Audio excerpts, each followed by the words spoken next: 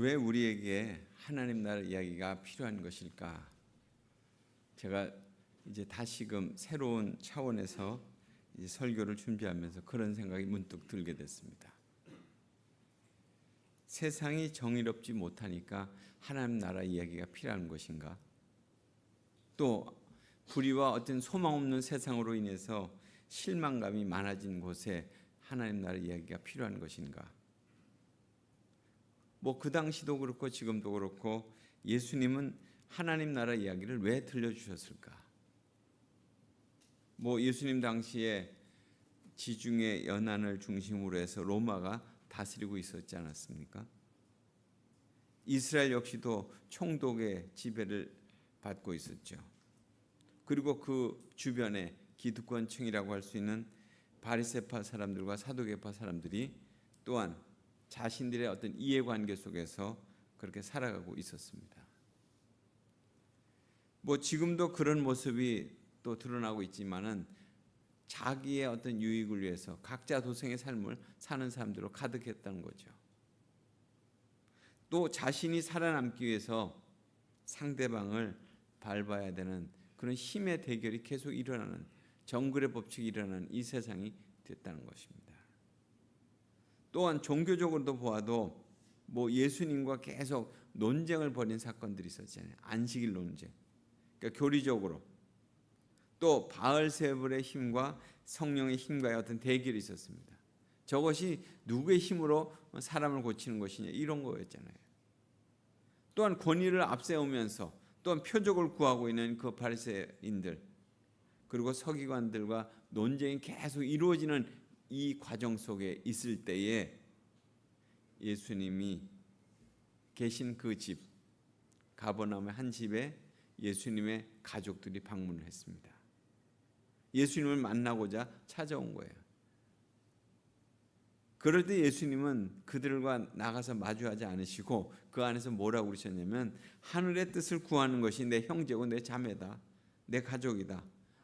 그리고 나서는 바로 그날 오늘 말씀의 시작이 그렇게 되잖아요. 그날 천국의 비유, 하나님 나라에 대한 비유의 말씀을 들려주셨다는 거예요. 근데 이 비유는 어디서 들려주셨습니까? 집 안에서 들려주신 것이 아니에요. 그 집에서 나가셔서 해변으로 가셨습니다. 배를 띄우고 그리고 배 위에서 사람들에게 가르쳐 주신 거죠. 해변에서 가르쳐 주신 이야기가 농사 짓는 얘기였잖아요. 왜 그랬을까? 그냥 평면적인 어떤 그런 글자로만 읽는다면 그럴 수도 있겠다 이렇게 보여지지만 왜 그랬을까? 그러니까 늘 말씀을 읽을 때 이 말씀의 의도는 뭘까? 이 말씀이 지니고 있는 주님의 마음은 뭘까? 주님이 무엇을 우리에게 지금 말씀해 주시려고 하는 걸까를 늘 관심을 가져야 되거든요. 왜 해변에서 농사 짓는 이야기를 하셨을까 하는 거예요. 하나님의 나라 이야기가 이 13장에도 8개가 나오지만 그 위에 쭉 나오는 걸 보면 밭과 관련된 이야기들이 많이 있습니다. 그러니까 생소한 이야기는 하지만은 그 이야기들은 우리가 익히 알고 있는 그런 이야기들이잖아요. 지금도 생명텃밭에서 밭을 재배하고 있는 분들, 그분들의 경험 속에서 본다면 척박한 땅에 그냥 씨앗만 심어가지고 되는 거 아니잖아요. 거기다 거름을 섞고 밭을 갈고 그리고 씨를 뿌려서 잘 돌봐주어야만 그것이 풍성한 수확을 가져온다는 것, 노력이 필요하다는 건 아마 경험을 많이 하셨을 거예요. 이처럼 하나님의 나라는 그냥 이루어지는 것이 아니라는 거예요. 준비된 마음과 최선을 다해서 마음의 자세를 가지고 자신을 돌아보는 지속적인 그런 마음이 필요하다는 거죠. 그러니까 예수님은 이 씨 뿌리는 비유를 해석과 함께 아주 길게 들려주셨어요.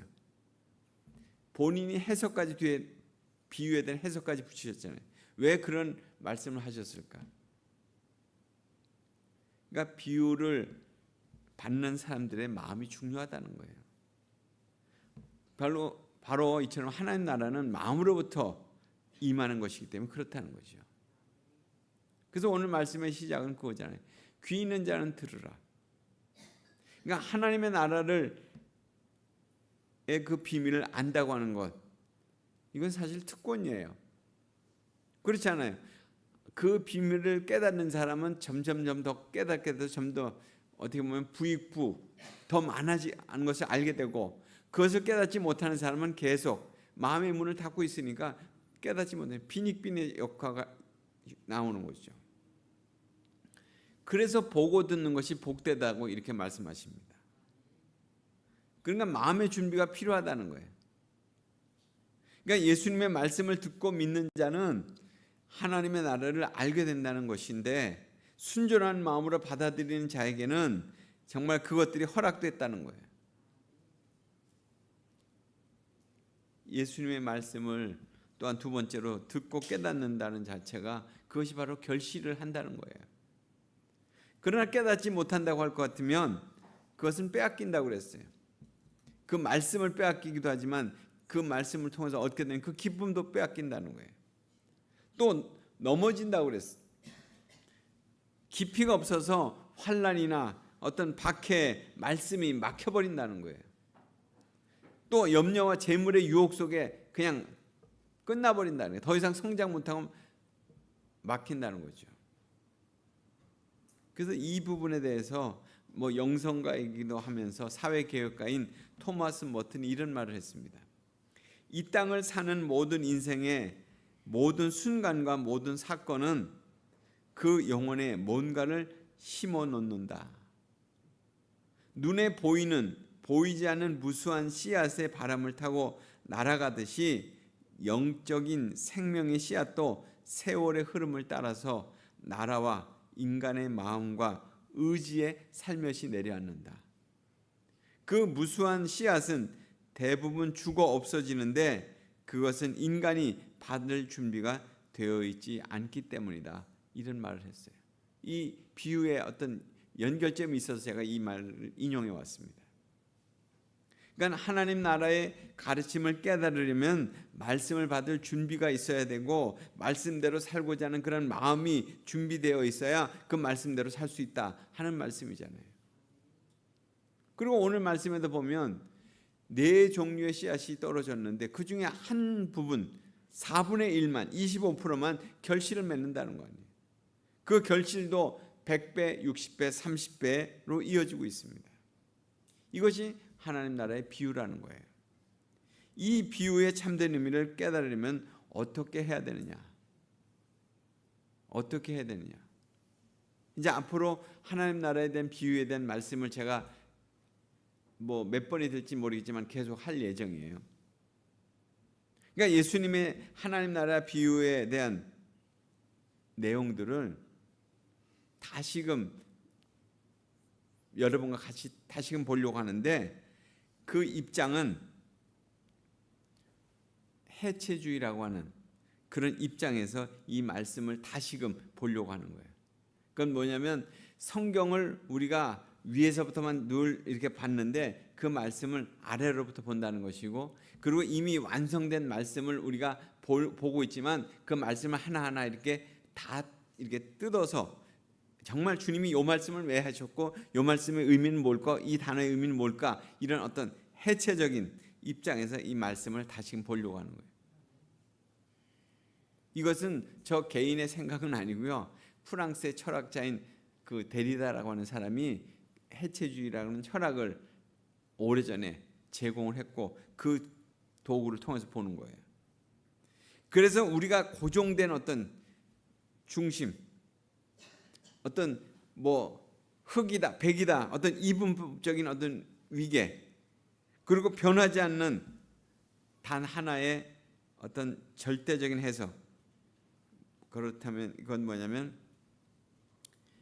말씀에 대한 어떤 이런 부분들을 한번, 그렇다면 왜 이 말씀을 주셨나, 이 말씀에 대한 의도를 한번 다시금 이렇게 뒤집어 보는 그런 차원에서 이 말씀을 보려고 하는 거예요. 제가 왜 이렇게 장황하게 말씀을 드리냐면, 이제 여러분들에게 이 설교할 때 여러분에게 새로운 어떤 깨달음의 은혜가 있게 되기를 바라는 그런 기대를 드리기 위해서 지금 자꾸 그렇게 하는 거예요. 그러니까 예수님의 하나님 나라에 대한 것을 이런 해체주의적인 관점에서 설교한다고 할 것 같으면 우리가 그동안 가지고 있었던 굳어진 어떤 종교적인 도식들, 또 이미 알고 있는 아주 뻔한 하나님 나라의 어떤 울타리, 이런 것들을 이제 좀 넘어가야 되고, 또 이것이 뒤집어져서 다시금 보여지게 될 때 우리는 주님은 이런 마음으로 우리에게 이런 말씀을 전해주셨구나, 이런 것을 다시 우리 안에서 새로운 깨달음을 얻게 될 것이기 때문에 그렇게 말씀드리는 겁니다. 그래서 성도 여러분, 너무 익숙해진 그런 내용을 우리가 지금 다루는 것이라고 생각하지 마십시오. 그 유명한 비유, 씨 뿌리는 사람의 비유, 그 비유가 우리를 다 읽었고, 이 비유를 제가 여러 번 설교도 했고, 이 비유를 여러분 이미 다 익숙하게 그건 그래서 그렇게 된 거다, 이런 결론을 이미 알고 있는데, 이제 여러분이 알고 있는 고정된 관념에서 벗어나기를 원한다는 거예요. 여기 보면 길가, 돌짝밭, 가시떨기, 우리가 알고 있는 설교인 거냐. 그것들은 나쁜 마음이라는 거잖아요. 그래서 우리가 착하고 좋은 땅이 돼가지고 그렇게 되면 우리가 100배의 결실을 맺게 된다, 이런 얘기가 전통적인 그런 내용 속에 나오는 거예요. 교훈적이고 도덕적인 결론, 그렇지, 그게 그렇게 되는 거지. 아마 쉽게 그렇게 하면 아마 여러분도 그래, 마음속에도 그래, 그게 맞는 것 같아, 이렇게 생각할지 몰라요. 그러나 이 해석 속에는 우리가 늘 스스로 생각해왔던, 그래 좋은 땅이 되어야만 돼 할 그런 주체로 나를 설정하거나, 아니면 복음을 이미 받아들였으니까 나는 최소한 길가 땅은 아니야, 그래도 나는 말씀을 알고 있는 거 아니야, 이렇게 하면서 안도감 속에 머무를 수도 있다는 거죠. 그렇지 않아요? 그런 생각을 하고 있잖아요. 그런데 아까 말씀드린 이 자크 데리타라고 하는 해체주의적인 시선으로 말씀을 다시금 보게 된다면, 이 비유를 다시 읽게 된다면, 이거 해체라는 것은 우리가 건설하는 것이 있지만은 건설의 반대가 해체잖아요. 뜯어내는 것이 해체잖아요. 이건 파괴하는 것이 아닙니다. 이렇게 하나씩 분석해내는 거예요. 그것은 우리가 굳게 믿고 있는 이 성경 본문에 대한 표면에 흐르고 있는 내용들, 당연하게 여겨지고 있는 이 어떤 이분법적인 위계, 또 교리적인 어떤 안일함 속에 그 숨겨진 그 모순, 그 역설들을 우리에게 드러나게 하는 그런 말씀이라는 거예요. 이전에 모든 설교들은 그랬어요. 그냥 깔끔하게 나눴죠. 좋은 땅과 나쁜 땅이 있다. 선택받은 자와 선택받지 못한 자가 있다. 결실하는 자와 또한 멸망한 자가 있다. 이 이분법적인 경계를 이제 허물어 버려야 된다는 거예요. 우리는 그 선을 보면서 어떻게 보면 안도감을 쉴지는 모르죠. 나는 경계선 안쪽에 있으니까, 난 최소한 좋은 땅이 되려고 하는 사람이니까, 나는 최소한 결실하는 그런 삶을 살려고 하는 사람이니까, 거룩하고 안전한 영역 속에 내가 있다, 이렇게 생각하거든요. 뭐 여러분 가운데도 그렇게 생각하고 있고 있으면서 지금 이 자리에 이 이야기를 듣고 있는지도 모르죠. 하지만 정말 예수님이 하신 그 비유의 세계가 깔끔하고 아주 정돈된 그런 법정, 또 내지는 강의실, 그런 곳과 같은 곳이었어요. 지금 모여든 사람이 여기 같이 이렇게 책에 이렇게 쫙 앉아 있어서 그렇게 예수님의 말씀을 지금 듣고 있는 거 아니잖아요. 지금 예수님은 해변에다 그 배를 띄워놓고, 그리고 여기저기 사람들이 웅성거리는 가운데서 그렇게 또 저마다 자기의 생각 가운데 예수님의 말씀이 맞을까 틀릴까, 무슨 얘기를 할까, 이런 가운데 지금 듣고 있는 상황 가운데 이 말씀이 지금 들려진 거거든요. 그러니까 결국 자기들의 상식을 뒤흔들고 또한 당혹스러운 그런 얘기로 예수님의 얘기가 그들에게 들려지지 않았겠냐. 왜냐하면 바리새파와 서기관들은 딱 팔짱 끼고 앉아가지고 저게 맞다 틀리다, 이것은 유대교법에 맞나 틀리나, 이것만 따지고 재단하고 있었을 거 아니에요.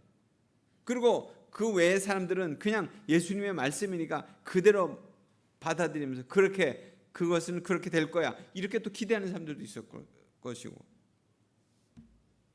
그러니까 오늘 이 시간 우리의 어떤 고정된 도덕적인 그런 훈계의 껍질을 깨트리고 이 비유가 가진 진짜 우리를 다시금 새롭게 우리의 믿음을 새롭게 형성시켜주는 그런 목소리로 고정된 중심을 뒤흔드는 하나님의 나라의 파괴력을 가지고 있다는 말씀이 정말 무엇이구나 하는 것을 다시 한번 깨닫는 은혜가 우리에게 있기를 원합니다. 가장 먼저 부딪히는 환경은 그거잖아요. 씨 뿌리는 사람의 행동 방식이에요. 자본주의의 논리와 효율성의 관점에서 본다면 그 농부가 어떻게 씨를 뿌려야 됩니까? 밭을 딱 만들고 그리고 골을 파고 그리고 거기다가 다른 곳으로 씨가 떨어지지 않도록 거기에 쭉쭉 한 알씩 두 알씩 이렇게 뿌려가면서 또 손으로 흙을 덮어가면서 이렇게 해야 되는 거잖아요. 그게 씨 뿌리는 사람이 경작하는 사람의 자세 아니에요? 그런데 지금 이분은 어떻게 하는 거예요? 이 씨 뿌리는 사람이 예수님이 말씀하신 비유에서는 어떻게 뿌리고 있습니까? 그냥 흩트는 거예요. 뭐 그것이 경계에 떨어지든지 돌짝밭에 떨어지든지 가시덤불에 떨어지든지 상관없이 그냥 뿌리는 거예요. 아주 지극히 비합리적인 방법으로 지금 씨를 뿌리고 있잖아요. 정상적인 농부라면 경계 정하고 경계 안에 떨어지게 그리고 그것이 낭비되지 않도록 철저히 계산하고 통제하면서 그렇게 하는데 씨 뿌리는 이 사람은 그렇게 하지 않았다는 거예요. 첫째, 경계를 무시했어요. 그가 쥐고 있는 그 씨앗이 길가에도 돌짝밭에도 가시덤불에 그냥 아무런 차별 없이 막 떨어지는 것에 대해서 무차별적으로 지금 뿌리고 있는 거잖아요. 오늘 말씀이 그런 거 아니에요?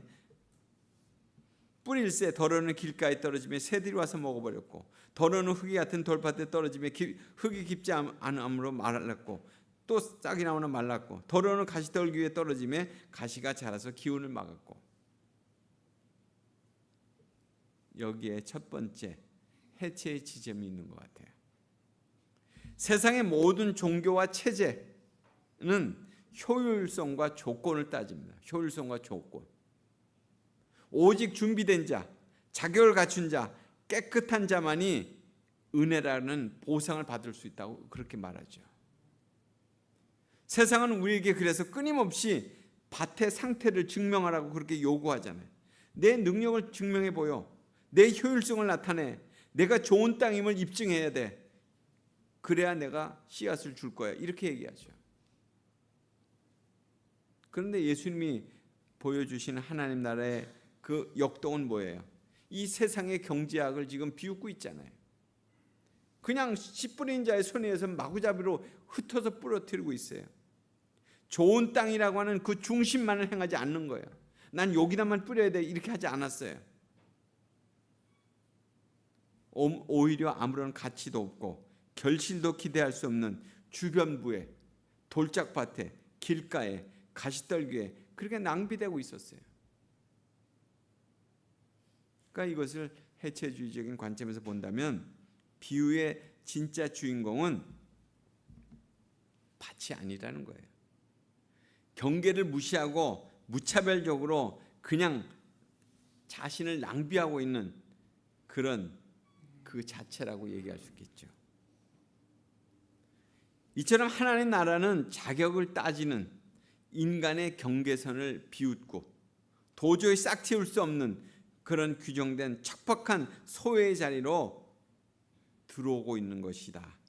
무조건적인 하나님의 선물로 들어오고 있는 것이다 하는 것을 우리에게 보여주고 있는 거예요.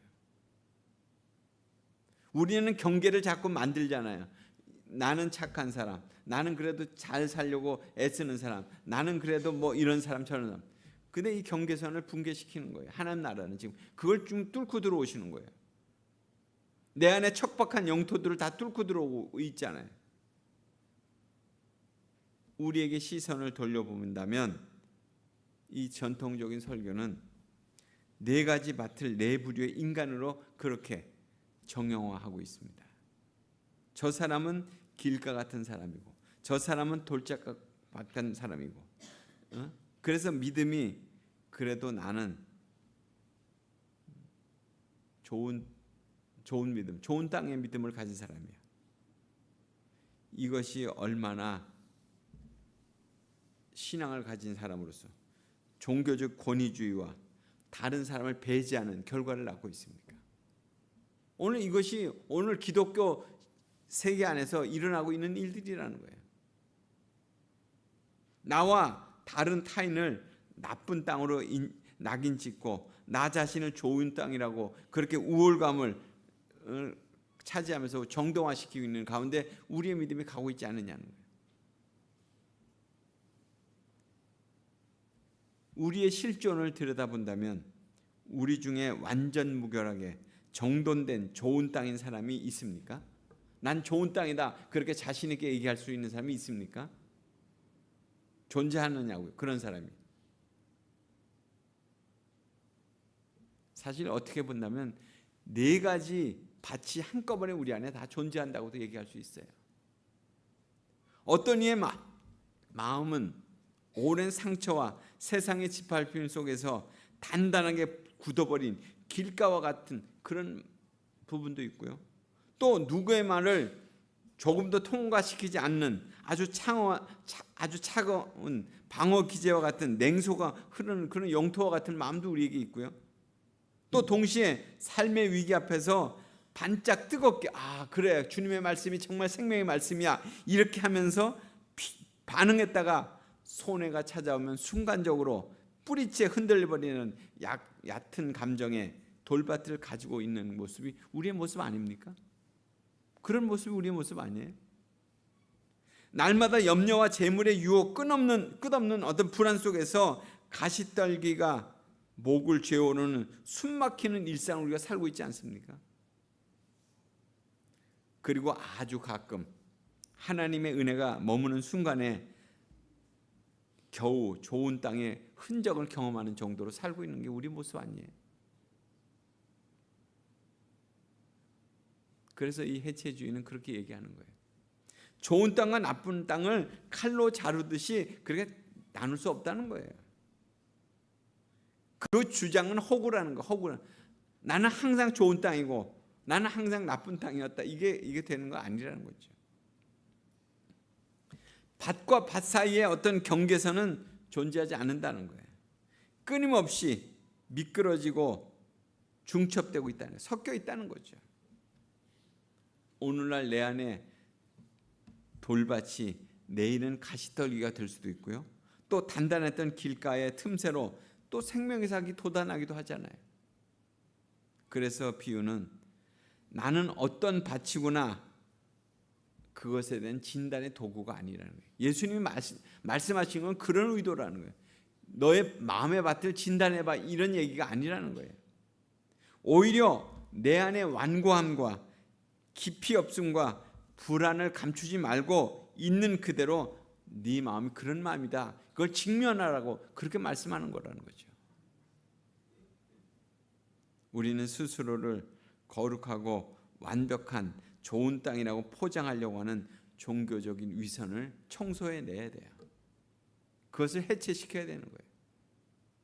내 안에 존재하고 있는 그 길가와 또한 돌밭의 비참함을 정직하게 인정하게 될 때에 비로소 그 경계를 허물고 찾아오시는 씨 뿌리는 자의 무조건적인 은혜를 경험할 수 있게 되는 것입니다. 전통적인 해석의 정점은 뭐예요? 좋은 땅이면 100배, 60배, 30배의 결실을 맺힌다고 이렇게 말씀하고 있잖아요. 결실이라고 하는 것은 뭐예요? 종교적인 세계 안에서 일종의 그렇게 되기 위해서는 참고 견뎌내야 돼.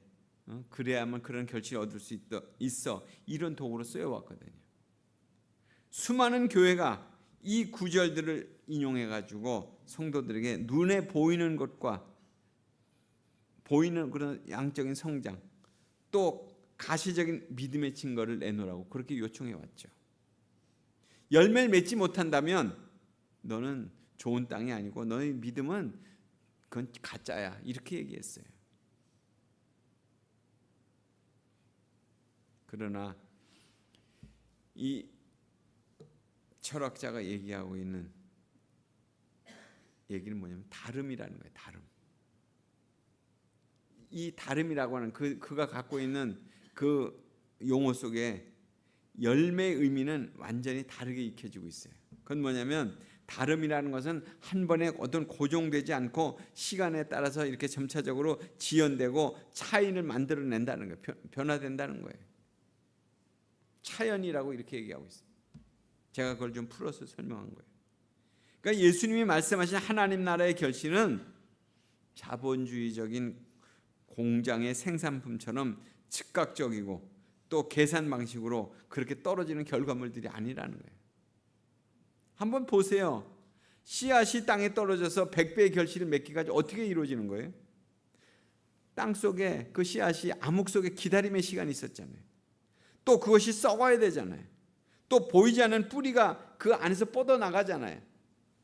시간이 많이 필요한 거예요. 이게 필수적인 거거든요.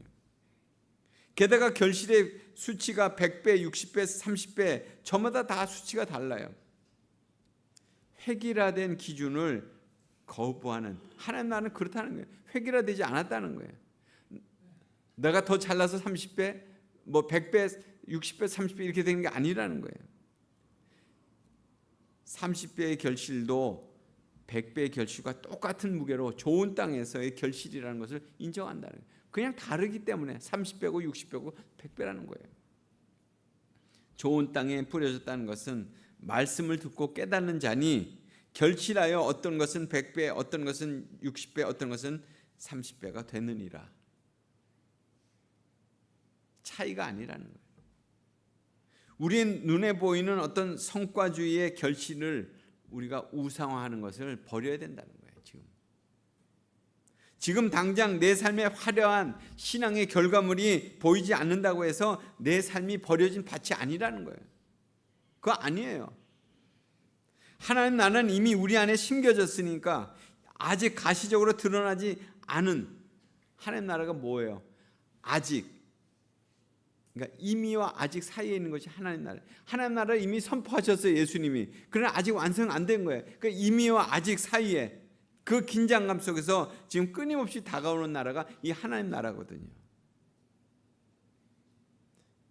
열매의 크기와 속도를 측정하면서 사람을 등급 매기는 세상의 저울들을 깨트려 버릴 때, 그 가치관들을 깨트려 버리게 될 때 우리는 비로소 우리 삶의 척박한 속도 속에서 일하시는 하나님의 신비로운 은총을 우리가 경험하게 된다는 것입니다. 이제 말씀을 맺겠습니다. 사랑하는 성도 여러분, 오늘 우리는 씨 뿌리는 비유를 둘러싸고 있는 단단한 고정관념의 벽을 좀 허물어 보려고 했어요. 이 비유는 우리에게 완벽한 토양이 되라고 율법적인 무거운 짐을 지우라고 하는 그런 말씀이 아니잖아요. 또한 누가 구원받을 만한 땅인지 감별하라고 하는 그런 판결문을 우리에게 준 것도 아니에요. 예수님이 네 마음은 어떤 마음이냐? 이렇게 지금 물어본 것도 아니에요.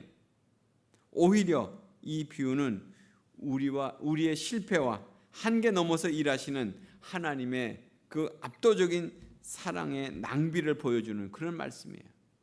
난 그런 곳에도 씨를 뿌리는 사람이야. 길가에도 돌짝밭에도 가시산벌에도 씨를 뿌리는 그런 사람이야. 지금 주님은 그렇게 말씀하시는 거거든요. 우리의 내면은 날마다 길가처럼 굳어지고 돌짝밭처럼 얇아지고 가시떨기처럼 불안으로 뒤엉키게 됩니다. 그러나 참으로 놀라운 복음은 그 어떤 농부도 거들떠보지 않을 거칠고 척박한 우리 마음의 영토를 향해서 하나님께서는 지금도 여러분의 가장 소중한 생명의 말씀을 던져주시기 위해서 그것을 뿌리고 계신다는 거예요. 하나님 나라는 완성된 영토의 형태로서 우리 손에 쥐어지지 않습니다. 그것은 고정된 교리 속에 갇혀져 있는 것도 아니에요. 하나님 나라는 여기에 있는 게 아니야. 분명 말씀하시는 거예요. 우리의 상식과 판단의 경계를 끊임없이 넘어가야 되는 거예요. 해체해 가야 되는 거예요. 아주 그래서 어떻게 보면 매우 낯설게 다가오고 있는 거죠. 그래서 스스로 좋은 땅이라고 자만하는 그런 중심의 자리에서 우리를 내려오게 만드는 거예요. 그리고 동시에 나는 길가나 돌짝밭에 불과하다고 절망하는 그런 소외의 자리에서 우리를 이렇게 세우시는 거예요. 거기도 주님의 은총의 말씀이 뿌려주고 있다는 것을, 내 안에 척박함과 가능성이 없음도 그대로 내가 품고, 또 경계선 위로 하나님께서 자신의 전부를 흩으시는 씨 뿌리는 자의 그 은혜를 우리가 경험하게 되는 것입니다. 그래서 날마다 흔들리고 뒤바뀌는 우리 마음의 영토 안에서 끊임없이 경계를 넘어서 침투하시는 하나님의 역설적인 그 사랑, 그리고 만나주시는 그 은혜를 우리가 다시 한번 경험하는 복된 한 주간이 되셔서 우리 모두가 날마다 하나님 나라에 대한 소망으로 충만한 생애가 되시기를 간절히 소원합니다. 같이 기도하겠습니다. 고마우신 하나님, 오늘도 우리가 예수님이 들려주셨던 하나님 나라의 비유에 대한 그 말씀을 다시금 생각해 봤습니다. 왜 그들에게 그 말씀을 들려주셨는지, 그리고 그 비유의 그 의미를 우리가 너무나도 우리의 생각으로 재단해 왔고 우리의 마음으로 그것들을 판단했던 것들을 다시금 뒤집으면서 주님이 정말 주신 그 마음이 무엇이었는지 그것을 살폈습니다. 오늘 우리에게도 그런 하나님의 그 귀하신 나라의 그 의미를 깨달으며 그것을 이 땅 가운데서 실천하며 그것을 진정으로 본받는 자로서의 삶을 다시금 살아갈 수 있도록 우리에게 은혜를 베풀어 주옵소서. 예수님 이름으로 기도드리옵나이다.